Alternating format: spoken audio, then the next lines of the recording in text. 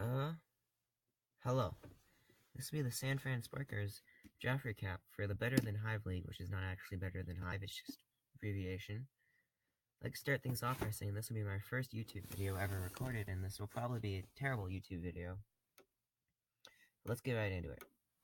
With the first pick of the Kingdra draft pool, I decided to draft Mew with base 100 stats all over the board. Mew is a very versatile Pokemon, which I'm not the most familiarized with, but I decided to draft it anyway with its ability to have Munium Z. Munium Z is a very unique item which is normally banned, and it fits well with Mew's unique new move pool as either a bulky defogger or a setup sweeper, along with many other options that I've clearly not mentioned.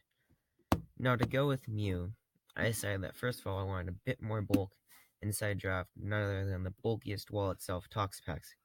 Toxapex is mostly known for running a simple set of Scald, Haze, Recover, and Toxic Spikes. Not many things can break this set because defense stats, as you can see, are through the roof, and it gains the ability Regenerator.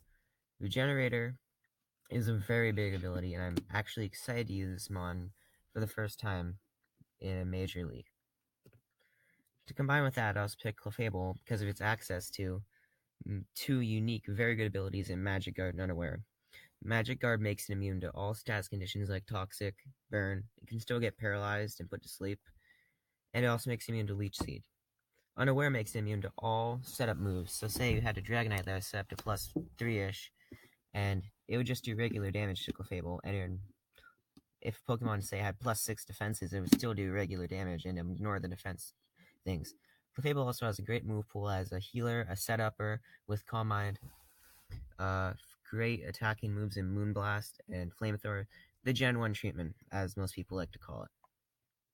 To combine with Clefable, I decided that I wanted to reach for a few mons a bit earlier than I normally would have, and grafted Cobalion to add a Steel type to the team. Cobalion is a great mon and is my first over base 100 mon, which you'll see is only one of two I've ever in this draft.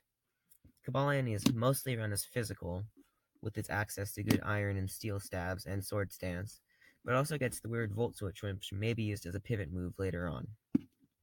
Along with Stealth Rocks and its great speed, Cobalion can be used for speed creeping, taunting, stealth rocking, and north of Barrier, it is easily a very threatening mon to prep against, and for its tier, which I drafted it in, which was tier 3, I thought was very undervalued and a great value pick. To pair up with this, I drafted a mon that was Cobalion was points. Drafted a mon that was 6 points, which is very much cheap for its newly released hidden ability of Intimidate. Incineroar to go well with this massive bulk it has of 95 HP, 90 defense, and 90 SPDF. Access to Intimidate, which lowers its mon's attacks. Fake Out and U-Turn for pivoting to make it a great mon to switch in, eat a hit, and then Fake Out or U-Turn out to switch into a better mon, predicting an opponent's switch. It's also great moves with the Fire and Dark stabs, which are very hard stabs to counter at a time. You can really only think of fighting being a good resist to that. Now to pair up with that, I decided to fill up my Firewater Grass Core by drafting Rotom-Mow. Rotom-Mow, if you don't know, is one of the Rotom forms. It's not the best Rotom form, but it is in the better half. With its access to Leaf Storm, it's only Grass the move, but it's also a great electric move pool of Discharge, Thunderbolt, Volt Switch, Thunder Wave, Will-O-Wisp, Toxic, Defog now, and it is very bulky as you can see from its stats. Its HP may not be the highest, but it is still a Rotom on a team is a very good pivot option and a very good wall. To add up with that, I finished on my Fairy Dragon Steel Core by drafting Dragonite. Now, as you've been paying attention, my speed cores have not exactly been the best, which I will say is a problem for this draft. But I will say its massive attack stat of 134 and its access to Dragon Dance setup makes it a very viable threat on my team. I did not make Dragonite a Z user, which was a very poor choice on my end, but I wanted to go with Munium Z in the end, with Mew being my first Z user. Dragonite's also access to the Gen 1 treatment of most of the elemental punches: Earthquake, Thunderbolt, Fire Blast, Flamethrower, I think Ice Beam, don't quote me on that, Defog, Roost, Fly. It makes it a very good mon overall for its physical attack and prowess. After that, there was a little mon here that I wanted to grab because it was left over, and I still needed a Mega, and I had the points for it. I thought it was very valuable, and decided to pick up Mega Kangaskhan for 16 points. Now, as you can see, these stats are mostly based on hundreds besides its special attack, but what makes it unique is its Parental Bond ability, which allows the first hit to go, and the second hit will activate, dealing 25% of the damage of the first hit. This mon's speed is based on 100 Tiny with Mew, but where it gets special is its ability to have Power Punch. Power Punch hits twice and activates twice, so your attack will be ×2, and then you can go with massive damage with a nice return or Sucker Punch, or even just a fake out, switch out set, or even on Fire Blast, which is very interesting. It's a very bulky mon, and something I will enjoy using on this team. Now, to fix the speed tiers, I decided to draft a Selgor. A Selgor became my secondary ZU mon user, as you can have one mon under 10 points, which I thought the best one would be a Selgor.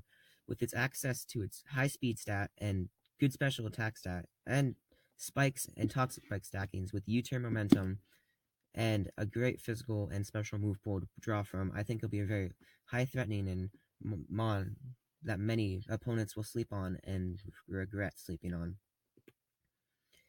After that, I had little points left, so I go with an easily bulkily mon in Rhydon.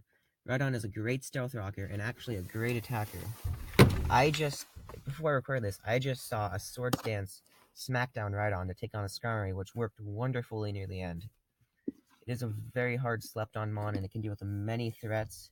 Even though its special attack and speed def are not the greatest, with Eviolite, its bulk is very much a threat. And finally, after that, I decided to draft the greatest of all time, the one, the only, the GOAT, Deerling. You don't know.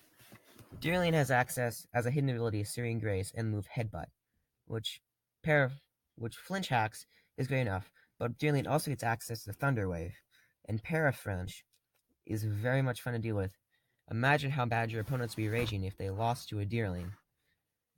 Deerling isn't really a main centralized mon, it's more of a meme mon that I picked up for fun, but I hope it actually will be able to get a KO or two near the end.